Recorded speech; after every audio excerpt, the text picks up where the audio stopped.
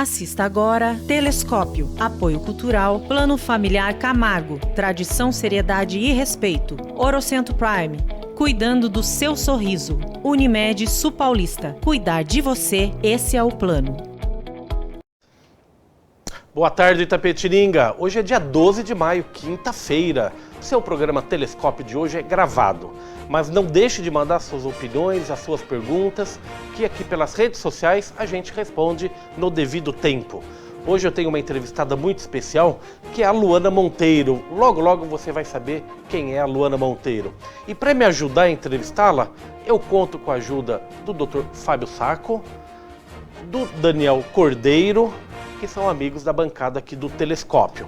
Lembrando que o Telescópio conta com apoio cultural fundamental do Plano Familiar Camargo, também imperdível o apoio da Orocentro Prime e ainda da Unimed Sul Paulista.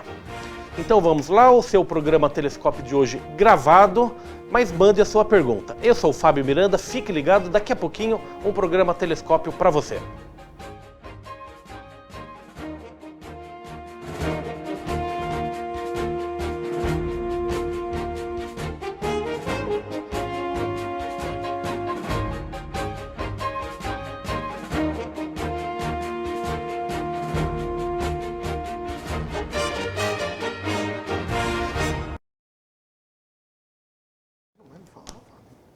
Olá, de volta aqui com seu programa Telescópio, lembrando que é gravado, mas mande a sua opinião, a sua pergunta, que eu tenho certeza que a nossa convidada vai responder e vamos dar continuidade a essa prosa importante com Luana Monteiro. Boa tarde, obrigado pela sua presença. Obrigada. Obrigada pelo convite, vai ser uma honra aqui bater esse papo com vocês, tenho certeza que vai ser ótimo. Eu gostaria que você se apresentasse. Quem é a Luana Monteiro? Poxa, essa é uma pergunta que está em sempre construção ainda, né? Porque eu acredito que a gente pode ser sempre uma melhor versão. Mas eu sou itapetiningana raiz, né? Morei um bom tempo aqui da minha infância e morei ali na Vila Palmeira, o antigo Pituaceso, que o pessoal conhece, né? Então a minha história ali começa ali dentro com bastante dificuldade, bastante desigualdade, poucas oportunidades. E um pouco do que a gente vai falar aqui é como a gente pode levar essa questão da motivação, da credibilidade, de ser um itapetiningano e vencer, vamos dizer assim, para fora da cidade, para fora, às vezes até mesmo do Brasil, vamos dizer assim, em questão de profissional, carreira, enfim, eu acho que tem bastante coisa para compartilhar com vocês aqui hoje. Muito bem. Você está de volta, Itapetininga? Estou meio termo, porque quando começou a pandemia eu comecei a ficar de home office, aí eu voltei para casa, né, aqui, minha família toda é daqui, e aí então fiquei de home office trabalhando e agora fico nessa viagem para evento, volto para cá, viagem para palestra, treinamentos, volto para cá. Não acho que a gente vai voltar presencialmente, hoje eu estou dando consultoria numa instituição financeira que é o Santander. A gente está dentro de uma startup, estou dentro de uma startup que é a PagoNext, que é a evolução daquela maquininha da GetNet. Né? Tem um papel muito consultivo e focado em gestão de pessoas, de como empoderar a liderança, como organizar a diretoria, como melhorar os processos nesse sentido. Né? Deixa eu te perguntar um pouco da linha cronológica. Você estudou Sim. aqui e qual é a carreira profissional, aonde você chegou? Legal, eu estudei a vida inteira aqui em escola pública, passei por algumas aqui que a gente conhece, Vilaça, né, morava ali perto do Pituaceso, vamos dizer assim, então ali Vilação, que o pessoal fala, estudei no Jair Bart, por um tempo ali Bela Vista, na época meu pai morava por lá, então eu consegui ficar ali um tempo. Fernandão, também aqui nas 3 escolas, logo saí daqui eu fui para Sorocaba, né, esse foi um pouco da minha trajetória, trabalhar. Eu já tinha um pouco mais de afinidade com tecnologia, comecei por essa carreira. Através de projetos sociais mesmo que eu me envolvi, então nessa época eu fazia um pouco de tudo, porque eu era bem jovem ali, tinha em torno dos 15, 16 anos. Bem jovem, agora ela não é bem jovem, entendeu? Não, mas era bem antes ainda, então tinha em torno de 15, 16 anos, eu já estava ali fazendo várias coisas ao mesmo tempo, inclusive judô ali no Sakashita, Aí eu fazia um estágio que era 100% gratuito para conhecer a tecnologia, a questão, na época era fama ali, vamos dizer assim, o que estava no auge era construir sites, websites, painéis, tipo de coisa na internet, que é uma linguagem bem antiga, vamos dizer assim, HTML e CSS, que hoje a gente já tem muito mais, evoluiu muito nisso. E aí eu vi uma oportunidade de ir para Sorocaba para poder fazer uma faculdade, né? Então me inscrevi numa faculdade, me inscrevi no Enem, passei no ProUni. Tudo realmente foi focado em bolsa, por isso que eu acredito muito em programas sociais e até dando um spoiler aqui, eu quero compartilhar aqui logo depois um dos projetos que eu tenho abraçado e tentado levar para outras comunidades, né? Depois eu me formei então em gestão de TI, gestão de tecnologia da informação. Depois eu consegui ganhar um prêmio como o melhor projeto na época e ganhar uma bolsa na USP. Eu me formei, eu fiz uma especialização, uma pós-graduação em gestão de projetos. E na época eu estava já trabalhando no Itaú. Então a minha trajetória é mais ou menos assim, eu sempre misturei a vida acadêmica com a profissional e tentei potencializar isso. Então eu tinha muito foco mesmo, eu fui muito determinada porque eu tinha um propósito maior por trás daquilo, que era poder voltar para cá, né? Porque eu tive que sair daqui, deixar minha mãe tem 6 filhos, comigo 7, então eu deixei meus 6 irmãos mais novos que eu, lá né, eu digo, lá na comunidade, passando uma certa dificuldade ali, era bem difícil mesmo a situação, a gente sabe como que é, e eu tinha aquilo na minha vida que eu precisava voltar para ajudar a minha família, né? E aí logo que eu comecei a fazer minha primeira faculdade, entrei no meu primeiro emprego, dizendo assim, na área, né? Porque antes disso eu fui faxineira, eu trabalhei como vendedora, trabalhei em alguns projetos de gratuito para realmente conseguir o conhecimento. E aí então em Sorocaba eu me formei e entrei na IBM. Acho que não sei se vocês conhecem, a IBM é a primeira organização grande empresa de tecnologia que fazia computadores, né? É uma empresa multinacional. E aí ali foi a virada de chave para mim, porque ali eu estava em torno dos meus 18 anos, 17 anos, e o momento que eu comecei a ganhar um salário, vamos dizer assim, onde eu conseguia pagar um aluguel e tirar minha família de lá. Então assim, sempre foi focado para isso. Aí eu voltei para cá, consegui tirar minha mãe, levei para Sorocaba, todos os meus irmãos junto comigo. E de lá, eu acho que aquela foi a virada de chave de tudo, assim, profissionalmente. A pessoa também, eu digo aqui na parte do ser humano, também eu acho que fui construindo ali uma questão de família, uma coisa mais assim de estar mais próximo, estar mais junto, porque aí eu estava na mesma cidade.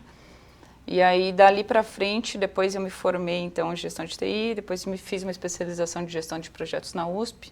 Da IBM fui para o Itaú, passei por uma grande transformação lá, um papel também de consultoria, que tentando resumir aqui, que se chama métodos ágeis, que é como ajudar as organizações a melhorar seus processos, as suas questões burocráticas, as suas questões comportamentais, como ajudar os líderes a se engajarem, ajudar os times através de dinâmica, enfim, tem vários métodos, técnicas dentro desse grande grupo que eu falo que é métodos ágeis, né? E eu fui me especializando cada vez mais nisso, tirei certificações internacionais e fui indo para essa área mesmo.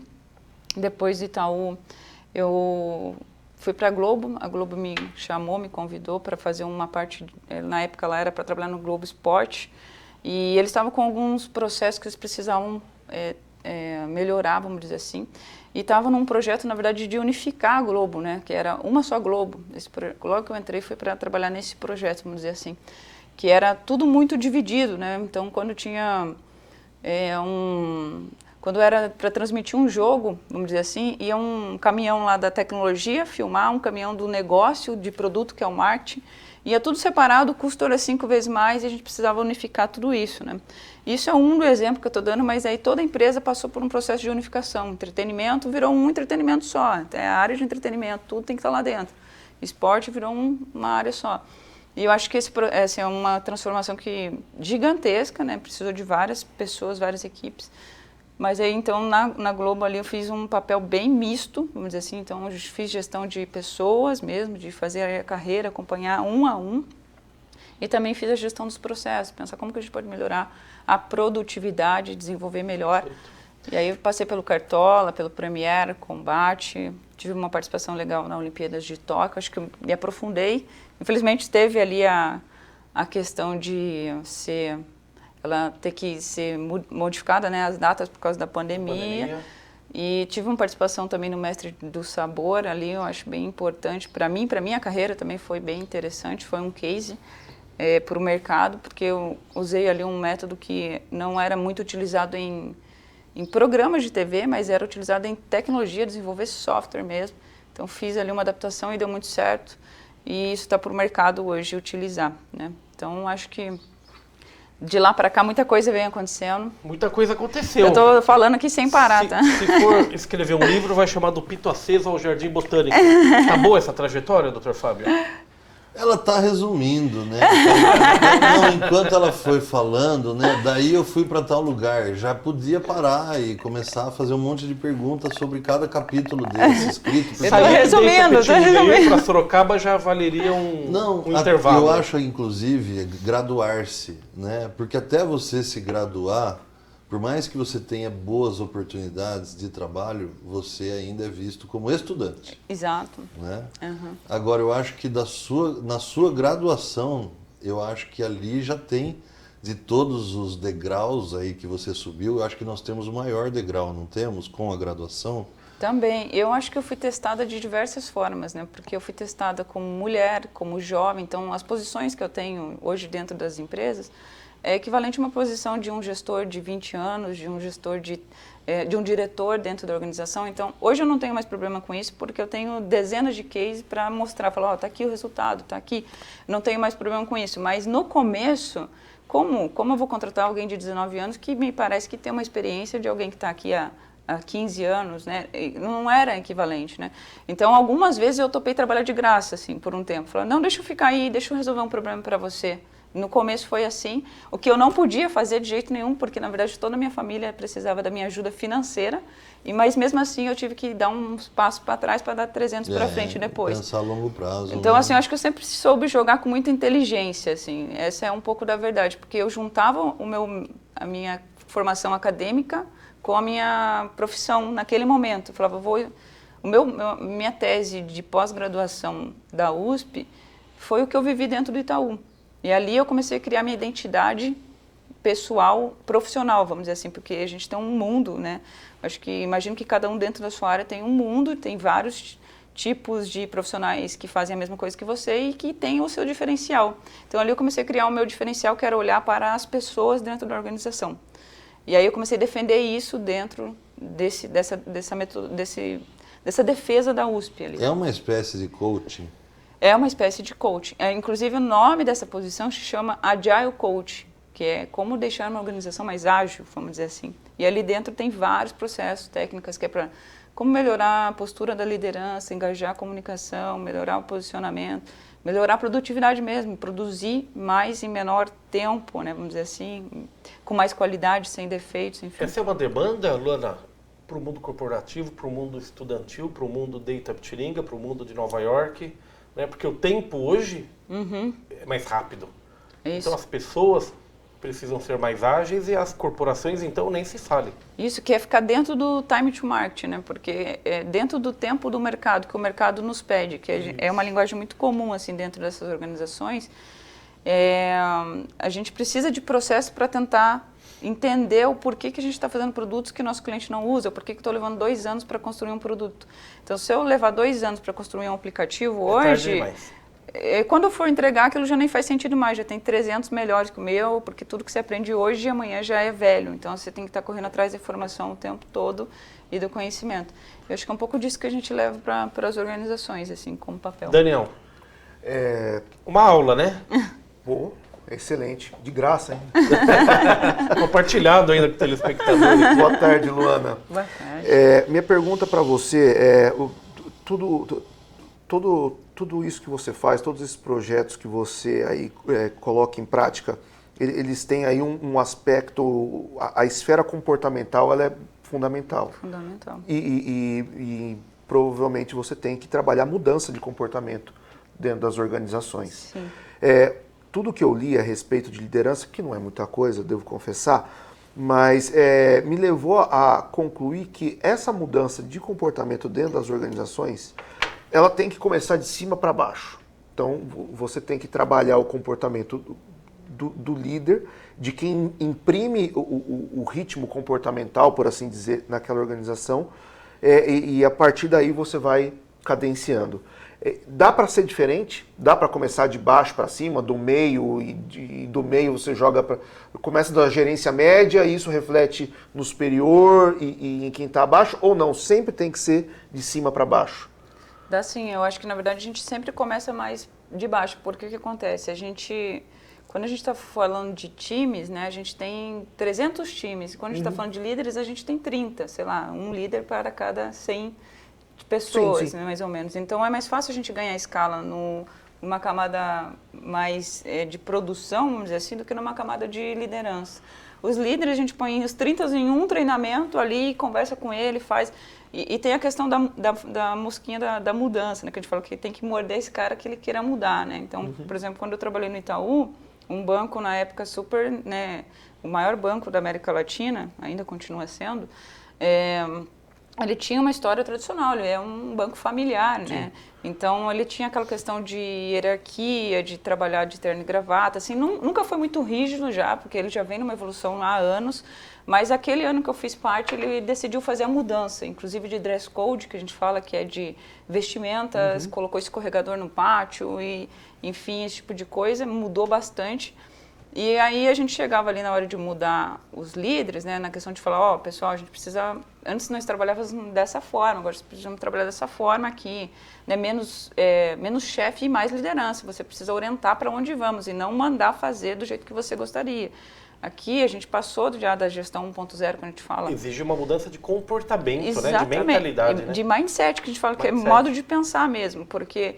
Na gestão 1.0, quando a gente olhava lá para trás, onde a gente tinha líderes da época da era industrial, eles acreditavam que as pessoas eram vistas como peças, né, como parte do processo maquinário. Então, assim, você é pago para fazer, não para pensar. Se você abrir a boca aqui, você está demitido, né? Na época industrial, a gente tinha o Charlie Chaplin lá como uma grande referência nesse... Ele tinha ali o processo todo automatizado, ele fazia parte da ferramenta.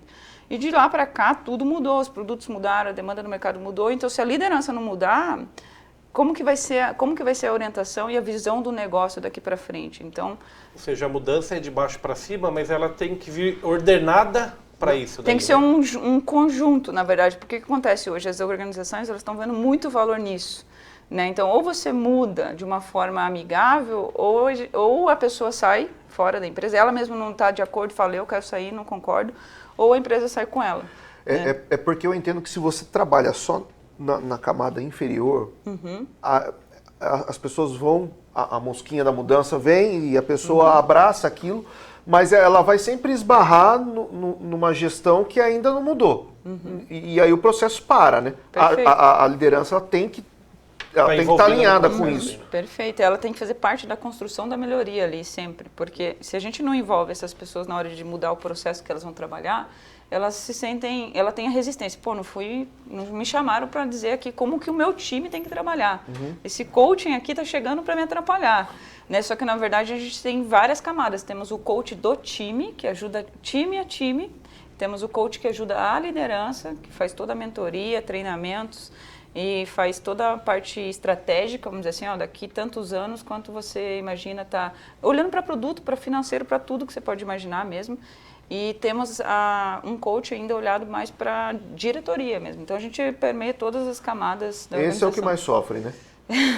Porque eu imagino que eles esbarrem muito na questão do ego, não esbarra? Muito, porque exatamente, o cara que está lá 20 anos trabalhando no banco. Num cargo. O cara sempre foi assim, eu mando, vocês obedecem, né? Basicamente assim, você chega ali para ele, para falar, viu, vamos fazer diferente, e você tem 20 anos a menos que ele, aí você começa a ter um caminho mais difícil. Um conflito.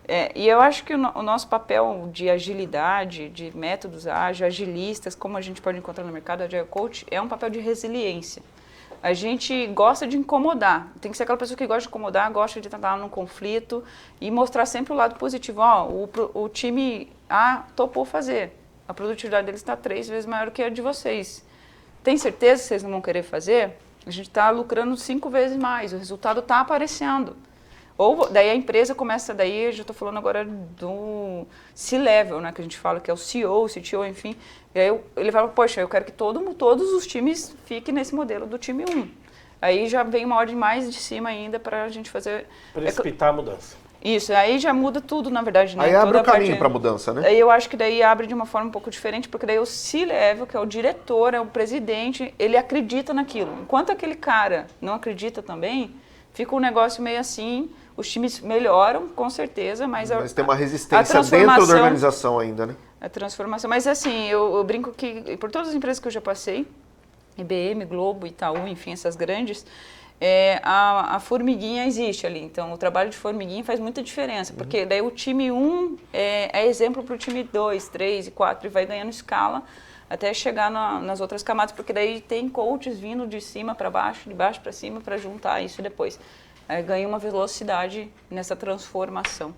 Né? Vamos dizer que só empresas que já foram tradicionais, um dia que a gente fala assim, Itaú, IBM, que são empresas antigas, até Globo mesmo, que já existe há muitos anos, tem que ter essa mudança, porque empresas novas provavelmente já nascem mudadas, né? Então, o Nubank já nasceu ágil, né? Já nasceu... Eles nem têm papéis de Agile Coach lá, é um consultor ou outro, sabe? Só para tirar uma dúvida, para fazer um treinamento, para dar uma palestra. Por quê? Porque eles já nasceram num formato muito mais estruturado na forma do que o mundo precisa, que é digital, Perfeito. né? Então, essas outras organizações têm toda essa transição aí. Deixa eu fazer uma pergunta ainda focada agora em Itapetininga. Certo. Você pegou esse seu conhecimento e trouxe de volta para Itapetininga. Você tem um laço de retribuição com a comunidade? Seria isso ou não? Perfeito. Porque quando eu voltei para cá, na verdade, faz 2 anos mais ou menos que a pandemia começou, eu fiquei de home office.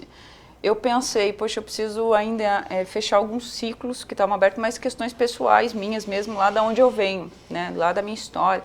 E voltei lá para a comunidade, lá para Vila Palmeira. Né? Eu gosto de falar que é uma Vila Palmeira, não é mais Princesa, a gente já evoluiu disso, as casas lá, né, hoje são de alvenaria, enfim, evoluiu muito aquele lugar, tem pessoas maravilhosas naquele lugar também. E quando eu voltei para lá, eu falei, nossa, eu olhei para aquilo ali, aquilo foi para mim um choque de realidade do quanto que, na verdade, em 5, 6, 7 anos, que seja, a minha vida mudou, né? Basicamente assim, eu cresci de forma, não sei dizer, até exponencial, assim, igual essas organizações que explodiram, unicórnio, né, que eles falam. Tipo isso, eu me consideraria um unicórnio hoje. E aí eu voltei para ela e falei, não, eu olhei para aquelas crianças, aqueles jovens, e eu preciso que eles também acreditem que é possível, né? Porque a gente tem vários projetos hoje, em vários lugares, enfim, Itapê é um lugar que apoia os jovens. A gente tem o Parada Jovem, que a Simone trouxe, que é fantástico. A gente tem vários grupos mesmo, mais privados, que eu descobri ali, tem os Sestenóis, tem vários ali que começou de uma forma assim de voluntários quererem ajudar de uma forma social, vamos dizer assim, muito verdadeira. E temos ali aula de judô, artes, educação física, temos matemática e tal, temos aula de dança. E aí eu olhei e falei assim, poxa, por que eu não pego o conhecimento que eu tenho de coaching, de falar de autoconhecimento, de se conhecer, né? Porque quando eu chego para um líder, eu falo de propósito, eu falo de valores, eu falo de princípios, eu falo de Ikigai, eu falo de várias dessas coisas para chegar na formação de um time exemplar, de alta performance, né? Por que a gente não forma jovens de alta performance? Mas para que eles sejam assim, eles precisam ter esse autoconhecimento. E o autoconhecimento é doloroso, porque daí eu sei da minha realidade, né? Basicamente eu abro a cabeça e falo, eu sei onde estou, eu sei para onde eu quero ir. E demora, esse processo é longo, né? E aí, quando eu saí de lá, eu falei, não, eu quero fazer isso, eu quero montar um projeto para ajudar esses jovens da onde eu venho, né? E foi bem pequeno mesmo. Eu mandei uma mensagem para Simone Marqueto. Falei, Simone, é o seguinte, eu vim daqui, saí do ponto A e estou no ponto Y. Quero que as pessoas da onde eu venho saibam o caminho eu já sei qual é. E aí ela falou, nossa, vem aqui, eu quero conhecer a sua história, vamos levar como vitrine aqui para nossa cidade. Ela abraçou, assim, com um carinho muito especial, assim, até agradeço ela. Ela pegou e falou, então, mas por que a gente, em vez de fazer só para onde tu, né, nasceu, lá pela Vila Palmeira, por que a gente faz para todos os parados jovens, da Vila Mazém, dos outros Belo Horizonte, enfim, vamos juntar tudo. Aí ela me deu, né, ela dobrou, triplicou a minha missão ali, né, basicamente isso. E aí a gente fez, né, eu contei com a ajuda também da Soraya Girboni, da Secretaria Social, para a gente montar um dia inteiro de dinâmicas que falassem do indivíduo, do jovem, para que ele se conhecesse.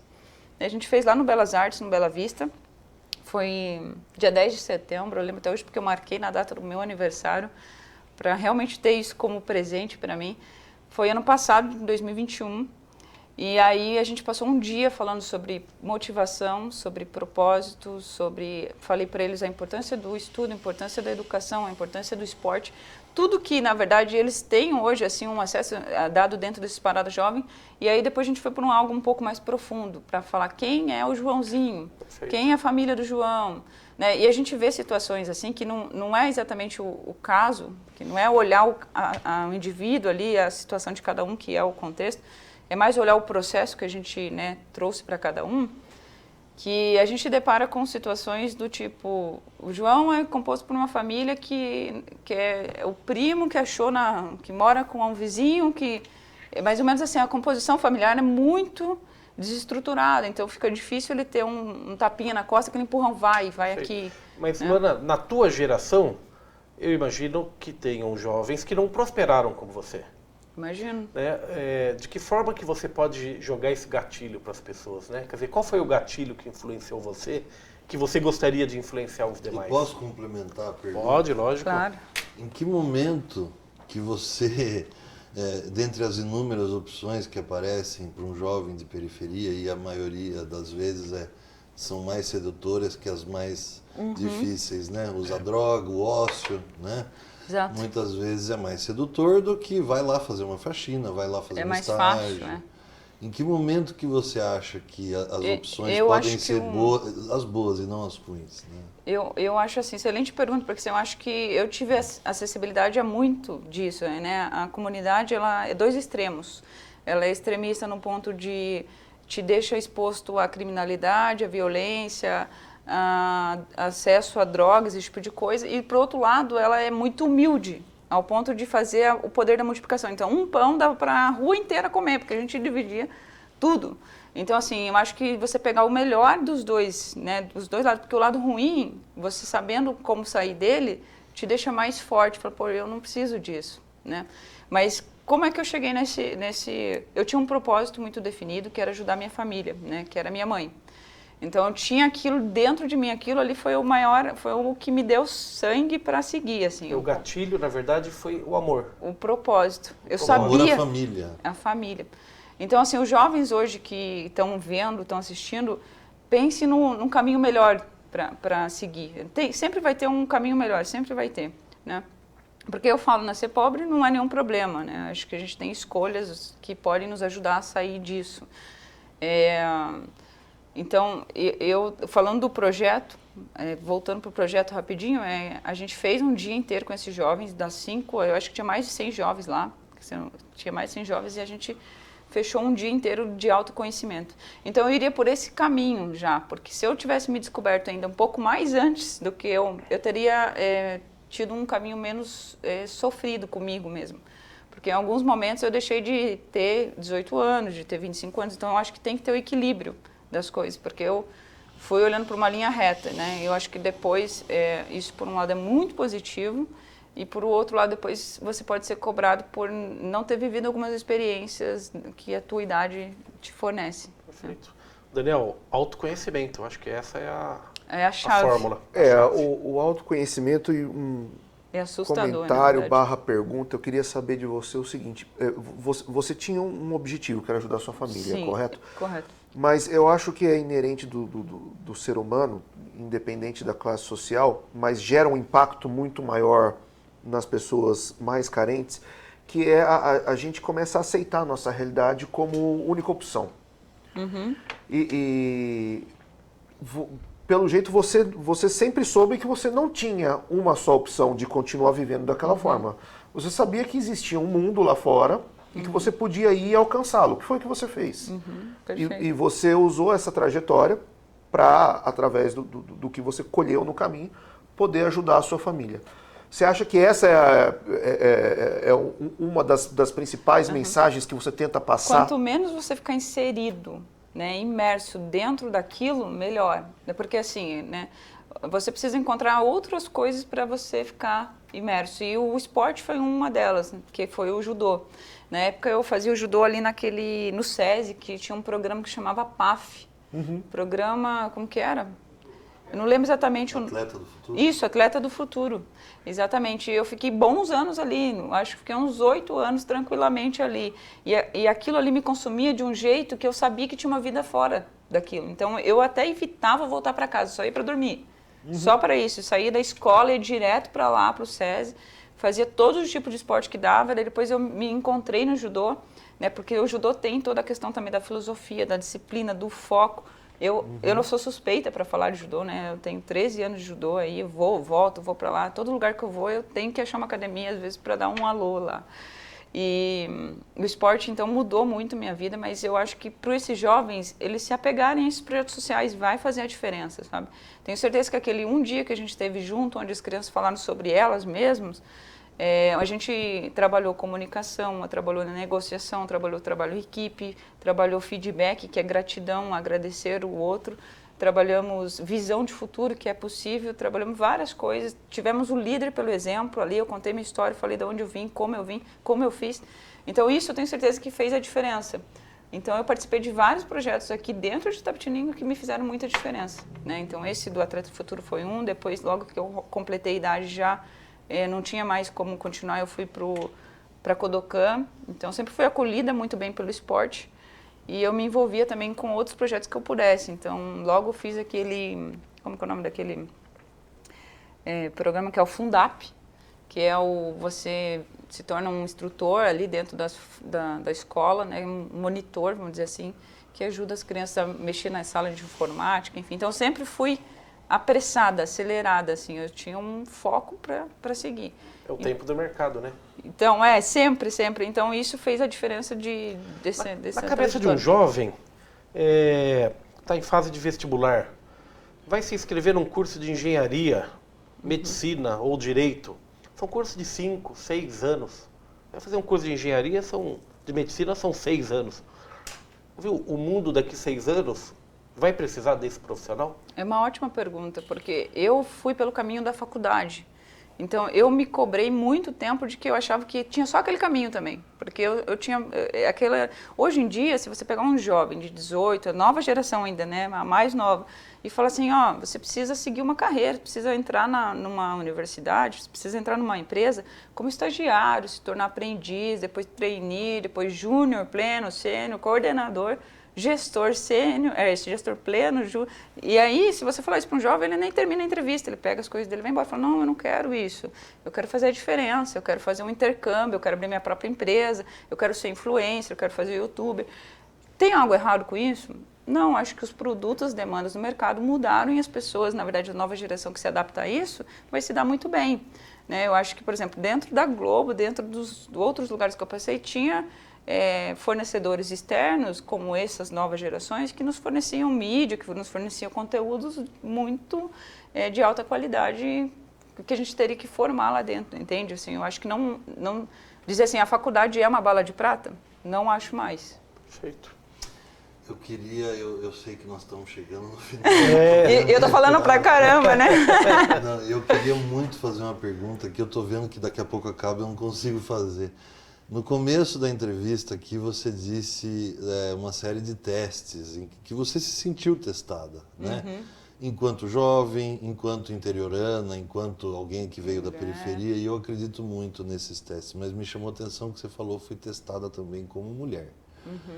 Você ainda, eu queria que você comentasse isso, contasse de que forma você foi testada e se você ainda enxerga que nós temos ainda alguns pontos a evoluir em alguns assuntos, né? Embora a gente já tenha caminhado muito em vários desses testes que você foi submetida, quero acreditar que se fossem testes realizados lá atrás poderia ter sido pior, não sei, poderia ter sido numa outra dinâmica. Quero acreditar que tudo isso venha melhorando, né? Os preconceitos, etc. e tal. Mas eu queria que você contasse um pouco dessa questão de ser testado enquanto mulher e o que isso representou para você e se você vê perspectiva de melhora da nossa sociedade, né, nisso. Perfeito. E assim, no mundo, eu começo a responder que a gente, no mundo corporativo, 40%, em torno de 40% do salário dos homens é maiores do que as mulheres ainda. Assim. Ainda é muito. né? Ainda é. Mas embora estejamos evoluindo, vamos dizer. Estamos mesmo evoluindo. cargo? No mesmo cargo, exatamente o que eu ia falar isso. No mesmo cargo, na mesma posição, o homem ainda ganha em torno ali de 15% a 20% a mais, mas são 40% de cargos, vamos dizer assim, que tem mais homens do que mulher. Somente por ser homem do que ser mulher. Né? Então, mas há uma perspectiva disso melhorar. Isso já, na verdade, já melhorou muito, vem melhorando. Por exemplo, na Globo ainda tinha uma questão até mais do que isso, e outras que eu passei também, então, bem forte disso, que é a questão da diversidade. Quanto mais diversas as pessoas forem, mais rica é a minha organização. Trago pessoas de diferentes culturas, diferentes etnias, crenças, diferentes valores que compõem aquele time que vai distribuir um produto, que você não vai vender um produto só para uma pessoa, só um tipo. Quem usa um aplicativo hoje é qualquer pessoa. Então eu preciso entender, eu preciso ter empatia o suficiente para me colocar no lugar daquela pessoa e fazer um produto personalizável, vamos dizer assim. Né, que seja coerente, que tenha conexão. Eu vejo que melhorou muito. Eu comecei minha faculdade de TI, então eu era a única mulher da minha sala. Eu comecei a fazer FATEC aqui em Itapetininga, pulei essa parte porque foi uma faculdade que eu comecei a fazer e eu não me identifiquei com o curso na época, por mais que eu trabalhasse com programação. Não, era ADS. Análise de desenvolvimento de sistema. Eu trabalhava com programação já na época na IBM e mesmo assim eu não me identifiquei. Por quê? Porque eu sabia que eu queria trabalhar com pessoas já. Então eu descobri muito cedo. Então a minha primeira faculdade de verdade foi fazer gestão. Então, você não queria apertar o parafuso, você queria escolher o parafuso. Eu queria, na verdade, fazer a diferença, né? Porque eu acho que quando a gente tem um monte de programador, eu ainda acho que hoje já mudou muito isso, também não estou de acordo, que eu acho que se colocar vários programadores aqui, todos um do lado do outro, com o mesmo conhecimento, o código que eles vão produzir é totalmente diferente, assim, é meio que artesanal isso, né? Perfeito. Viu, eu vou interromper um pouco, vou chamar um apoiador cultural, porque eu quero continuar conversando aqui, tem muita coisa ainda para a gente extrair de informação aqui. Então, telespectador, fique ligado, lembrando que o programa hoje é gravado, mas mande o seu comentário, mande a sua pergunta, que eu tenho certeza que a Luana vai dar continuidade à conversa. Perfeito. Fique ligadinho, a gente volta já já. Dor, febre, tudo ficou mal? Use o PA Digital. O PA Digital é o pronto atendimento médico da Unimed sem sair de casa. Acesse estaçãounimed.com.br, agende uma consulta e resolva suas queixas de forma rápida e segura, evitando filas e aglomerações. Serviço disponível 24 horas por dia. PA Digital, opção inovadora para seus atendimentos de urgência. Unimed Sul Paulista. Cuidar de você. Esse é o plano.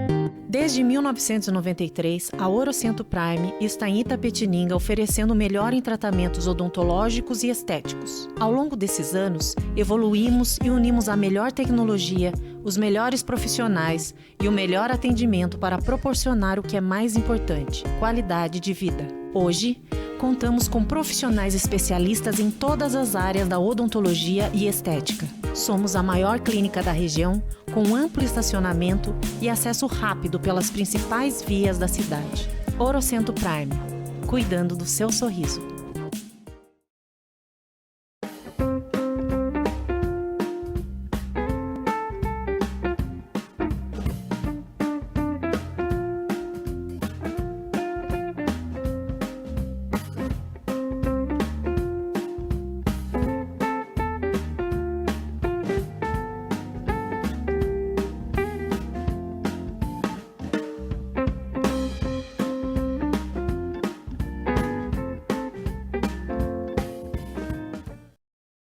Refrigeração Juliana Agri. Venda e manutenção de ar-condicionado, refrigeração industrial, ordenhadeiras, refrigeradores de leite, câmaras frias e balcões refrigerados em um só lugar. O maior estoque de peças de reposição de toda a nossa região. Juliana Agri, Itapetininga.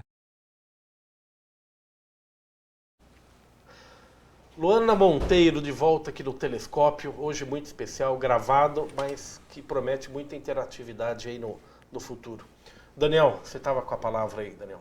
Eu tenho uma pergunta, voltando um pouquinho na questão da diversidade. Perfeito.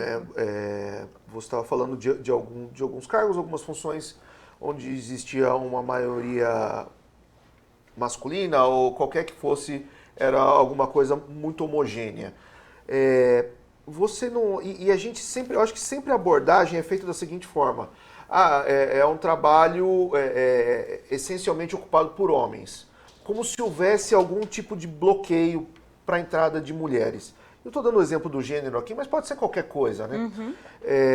Você não acha que também existe uma questão de ser uma atividade ou alguma coisa que desperte mais o interesse numa categoria de pessoas do que em outra? Porque, por exemplo, você falou que você era a única aluna na faculdade de TI. Sim. Mas eu não terminei o curso, mas eu fui o único aluno homem no curso de psicologia.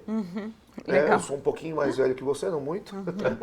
Mas naquela época eu também entrei no curso de psicologia e eu era o único aluno homem. Então, não tem essa questão de interesse, que eu acho que também tem que mudar e também tem que se trabalhar, mas é alguma coisa muito mais profunda dentro da nossa cultura do que simplesmente essa questão de aqui só entra homem, aqui só entra mulher. Eu acho que tem essa questão também, da habilidade natural. De despertar o interesse em diversos perfis para você poder incrementar essa diversidade. Eu acho que a sociedade, ela cria vários estereótipos, né, que fala estereótipos. Obrigada. E isso dificulta, né? Porque, na verdade, não tem nenhum problema. A gente sabe que não existe nenhum problema. A gente tem vários psicólogos excelentes, nós temos várias pessoas, mulheres na TI, líderes, e eu acho que, na verdade, de um tempo para cá, isso mudou muito, muito. Grandes empresas como Nubank, iFood, Uber, tem na liderança, na alta gestão, vamos dizer assim, na camada mais alta que tem da gestão, grandes mulheres. Né? Luiz Helena Trajano é um grande exemplo para o Brasil, né? Não só de empreendedorismo, mas também da questão social, cultural, que eu acho que empodera e abre as portas para que a gente tenha mais diversidade. Então, eu acho que tem uma coisa mesmo mais profunda do que o líder da empresa falar assim, agora vamos contratar mulher. Ou vamos abrir uma cota aqui, dessas 10 vagas, 5 tem que ser mulher. Em alguns momentos, eu vi empresas colocando cotas para conseguir preencher aquelas vagas e criar diversidade. E às vezes tem até dificuldade para preencher a cota, né? Exatamente, mas eu acho que hoje já não é muito mais assim. Então, acho que, principalmente nessas empresas que eu tenho passado por último aí, não vejo que... É porque hoje você tem mulheres crescendo, né, e se desenvolvendo, querendo ser executivas, né? Coisa que décadas atrás não tinha. Ela queria ser secretária, professora, psicóloga ou mãe. Assim, em 100 anos, né? Em 100 anos, menos de 100 anos, as mulheres, elas eram donas de casa, não trabalhavam, assim, era bem... Isso. O universo possível era isso. E aí as opções de carreira eram restritas. Isso é só 100 anos, né? Se você pegar a minha avó tem 70 anos, eu olho para a história dela, quando ela me fala, o que ela queria ser era ser mãe, e ela foi ensinada para ser mãe. Então, acho que a gente tem um pouco disso, E as opções de carreira eram muito restritas, né? A minha mãe, ela seria professora, secretária ou dona de casa. Acabou. Era o que tinha disponível. Aí depois veio psicologia, fonoaudiologia, alguma coisa na área de saúde. Mas no começo, minha mãe tem 62, 63 anos, realmente... Eu acho que agora o universo é tão gigante, né? Porque a gente não precisa... Né, o digital, né, que a gente fala aqui, que é a internet, ela possibilita a gente... falar atravessar o universo. Dá até para dizer que a questão do gênero, ela está em segundo plano? Porque eu estou conversando com alguém aqui, eu quero comprar um produto, quero comprar um serviço, não importa bem se é homem ou se é mulher, né? A comunicação remota, acho que favoreceu também uma neutralidade maior, né? Perfeito. Eu acho que o produto, né, sendo um produto popular, vamos dizer assim, que se enquadra a qualquer né? Eu gosto mesmo de falar do Cartola, né? O Cartola é um produto focado para pessoas amantes de futebol. Sim. Hoje em dia, futebol tá né? Tem jovens, adolescentes que amam, mulheres que amam, né? A gente sabe que o futebol até brinco que é a bandeira do Brasil é o futebol, na verdade. Cultura nacional, né? E o produto, ele é personalizado para quem ama futebol. Tanto faz se é homem, mulher, se é jovem, criança, enfim, temos uma grande... Lembro que na época tinha um grande número de jovens que acessavam o aplicativo para jogar, né? Perfeito. Deixa eu mudar o foco aí, Luana. Nascida em Itapetininga, estudou aqui, passou a infância aqui, depois teve uma trajetória fora. A minha opinião, né, um dos problemas a ser superado pela cidade é a baixa autoestima. Tá? É muito comum da gente ouvir jovens, principalmente os mais carentes, mas não exclusivamente, reclamando da situação como se fosse culpa da cidade.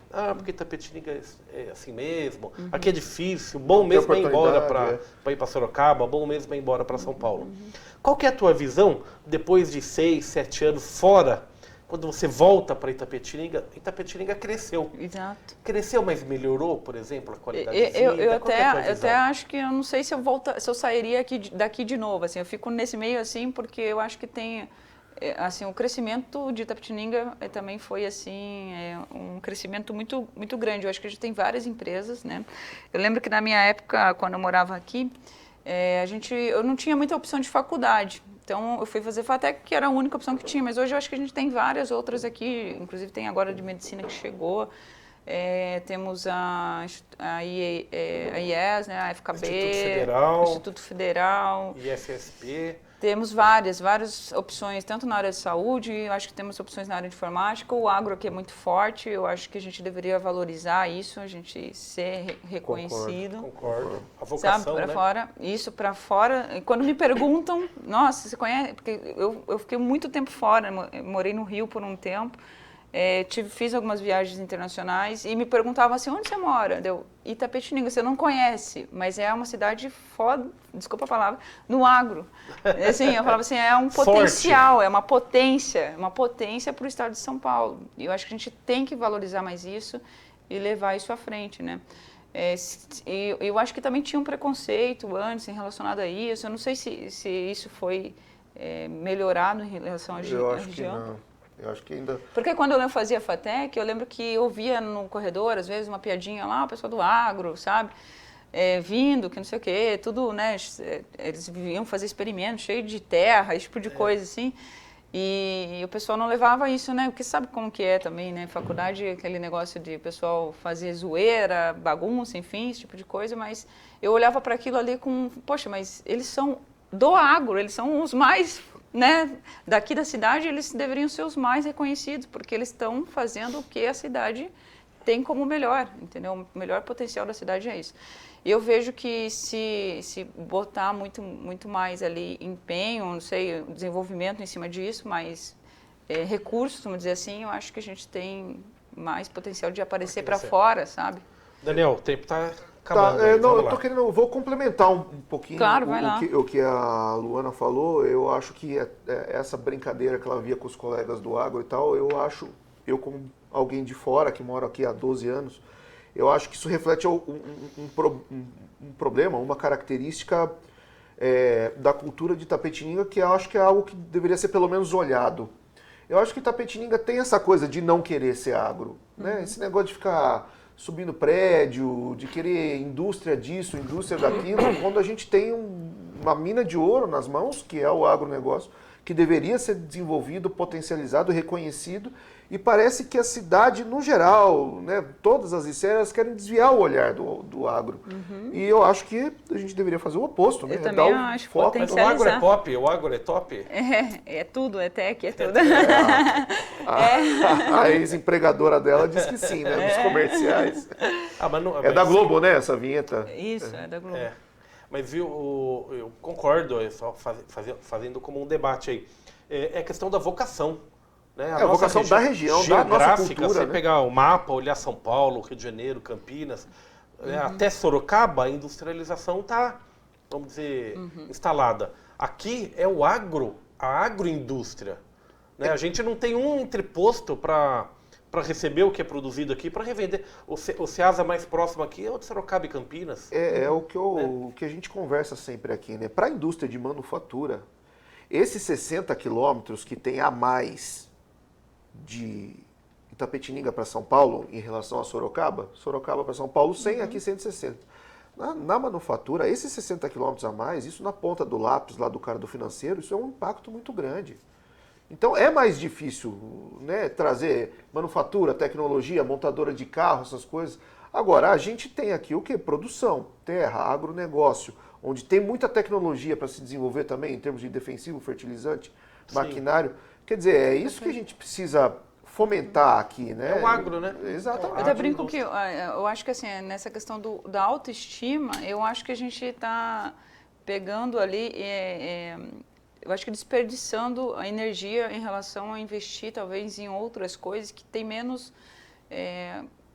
por exemplo, Vale do Silício, Estados Unidos. Se eu falar de agro lá, talvez não tenha tanta relevância, mas se eu falar de tecnologia, eu estou num universo... Né, dali para a NASA, praticamente. Igual Itapetininga, eu acho que se a gente potencializar o que a gente já tem de melhor aqui, eu acho que a gente tem uma referência de se tornar Itapetininga do agro, sabe? Orgulho de ser agro aqui, orgulho de ser itapetiningana, é isso. Eu acho que a gente tem esse potencial de levar essa mensagem, levar essa cara para fora. Luana, perfeito. Gostaria de tê-la de volta aqui no Telescópio. Com certeza, vai ser um prazer estar aqui com vocês de novo. Daniel, vamos lá, última pergunta. Pá e bola, Luana Monteiro. Última pergunta. Você divide, então, a sua residência entre Itapetininga e Sorocaba ou... Não, hoje eu acho que eu fico mais para cá mesmo, em Itapetininga. Aí, quando eu tenho eventos, treinamentos, palestras, eu rodo o Brasil, dou treinamento... Semana passada eu estava em Porto Alegre, que é a sede da empresa que eu estou trabalhando, que é a Pagonesh, que é vamos dizer assim, uma startup ali da Get, que é do Santander. É um spin-off dela? É do Santander. Ela tem ali como missão evoluir os meios de pagamentos digitais, vamos dizer assim, né? E também evoluir globalmente, né? Ter uma solução global, a gente já está em 14 países hoje, assim. E em paralelo, já queria também deixar aqui, assim, que esse projeto que começou, ele tem uma evolução. Eu ia perguntar, como é que está o andamento Você falou de um evento pontual no seu aniversário e depois quais são os próximos que passos? A gente fez com mais de 100 jovens, eu levei isso para o mercado, que eu digo para a comunidade de agilistas ali, para a galera ver. E isso ganhou repercussão, a gente tem ali como próximo passo levar as mesmas dinâmicas, ali quase o mesmo formato lá para a Rocinha, no Rio de Janeiro, logo mais. Então, estou recrutando voluntários para a gente fazer esse evento acontecer lá também. Falar de propósito, de missão, de carreira, enfim. Esse é um dos pontos. Em paralelo, eu tenho uma microempresa, vamos dizer assim, que é focada em investimentos, finanças. Eu acho que vale a gente bater um papo aí. No mercado na Bolsa financeiro. de Valores, assim, eu gosto muito. Tenho alguns cursos que eu forneço, às vezes, para algumas pessoas, alguns amigos. Gosto de mexer nesse universo e, recentemente, eu tenho uma empresa para ajudar essas pessoas a fazerem investimentos. Mas eu acho que a gente pode continuar, eu até gostaria de aprofundar mais nisso, porque isso é uma bolsa de valores, enfim, mercado financeiro, acho que dá uma série, não é nem um programa, dá uma série inteira. Né, uma série Flix, um telescópio Flix aqui, a gente poder montar uma versão aqui. Mas é isso, assim, então me sigam nas redes sociais, Luana Monteiro, no meu Instagram eu compartilho, eu acho que com mais frequência, e o meu LinkedIn, que é toda a minha trajetória profissional, está lá dentro. Luana Monteiro também. Luana Monteiro também. No Insta, Luana Monteiro. Luana Monteiro. Valeu, né? Opa, bastante. Luana, muito obrigado pela sua presença vocês. aqui. Espero que a gente tenha calendário, agenda para você voltar aqui. Vamos. Eu me sinto até emocionado, como bem falou o Fábio Sacco, porque eu escolhi Itapetininga. Né? Então, Somos dois, né? Somos dois, exatamente. Então, eu passei a minha infância aqui, o sentimento de retribuição, acho que é uma coisa que...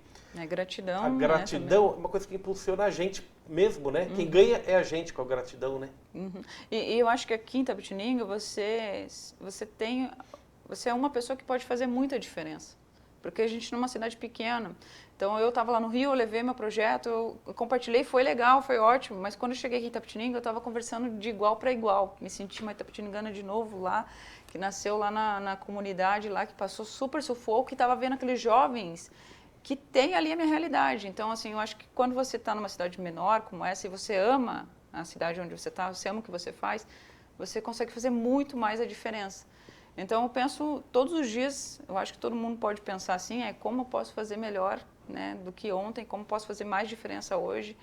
E eu acho que esse é um dos motivos de eu ter vindo para cá também, para levar essa mensagem para as pessoas e também me procurarem depois para a gente bater um papo, tomar um café, fazer o que quiserem, vamos conversar, eu estou à disposição, estou disponível para ajudar aqui em Itapetininga a crescer. Muito bom. Muito obrigado. Obrigada. Vamos criar Daniel. condição Obrigado a para você. surgir um novo programa. Combinado. A você, telespectador, muito obrigado. Ela já falou das redes sociais, mas deixe seu comentário aqui. E o ensinamento, eu acho que eu fecho com o aprendizado da Luana aí. Você pode ser melhor do que ontem sempre. Não melhor do que alguém, mas sempre melhor do que ontem. Né? Procure ser alguém melhor. Sempre é possível. Fique ligado. Amanhã, um novo telescópio para você.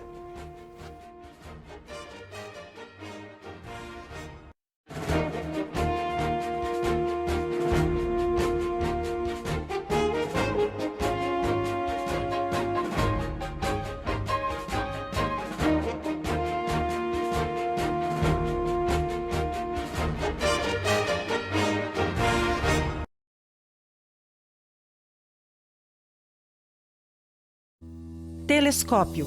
Apoio Cultural, Plano Familiar Camargo, Tradição, Seriedade e Respeito. Orocentro Prime, cuidando do seu sorriso. Unimed Sul Paulista, cuidar de você, esse é o plano.